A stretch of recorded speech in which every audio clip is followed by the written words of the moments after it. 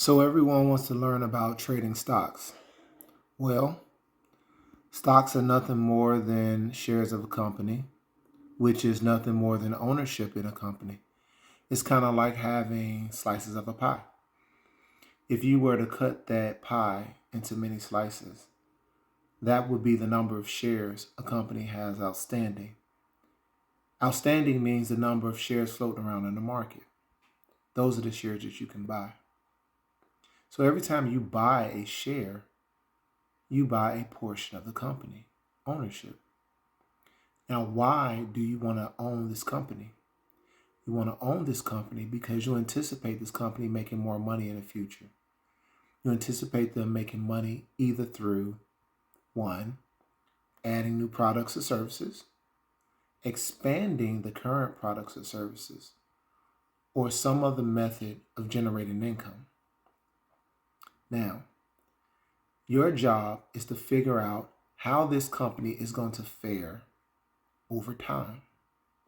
The way to do that, or the easiest way to do that, is just to use the common sense rule.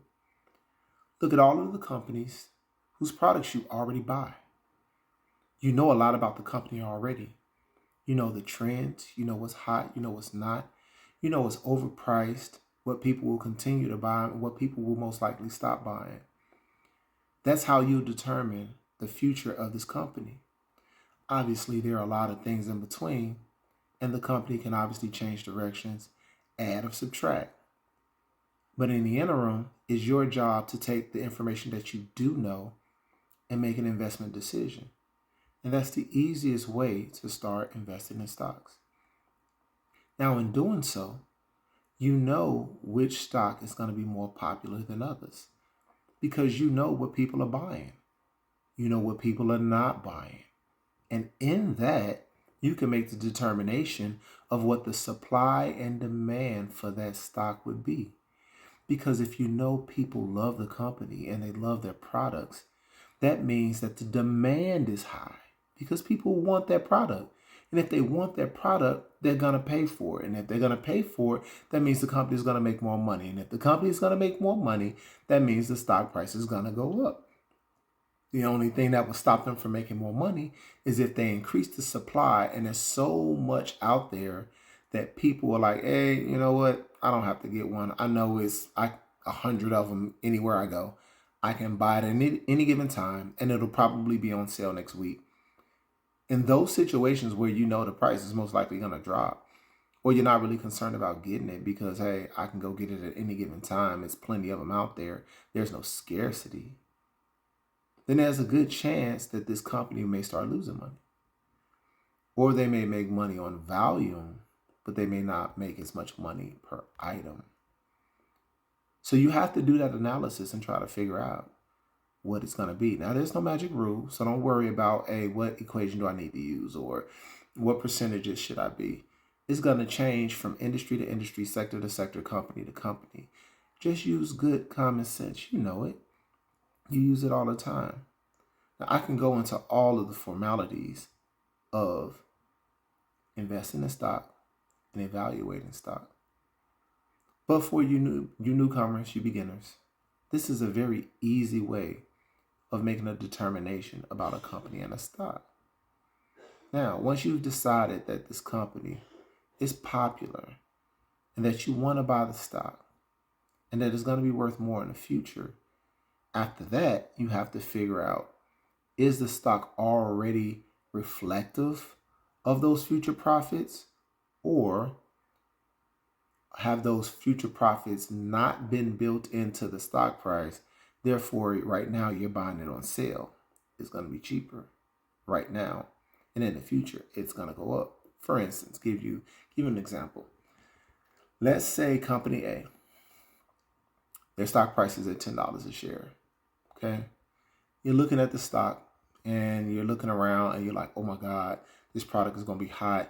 It's catching on. More and more people are going to buy it. It's going to keep doing well. The company's coming out with more and more stuff. I heard the publications. I heard the announcements. I know this is going to do well. I'm expecting them to do better in the future.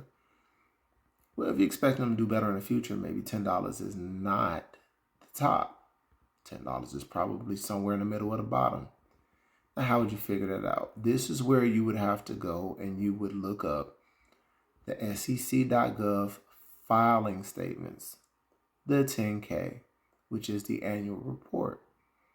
And in that annual report, it will give you details about the company, their expectations, and you can use that information to make a determination as to whether this company is going to do well and by how much, and get somewhat of a roundabout price of what you think it should be. It doesn't have to be exact. Nothing in the stock market is exact. And because it's not exact, there's no right or wrong answer.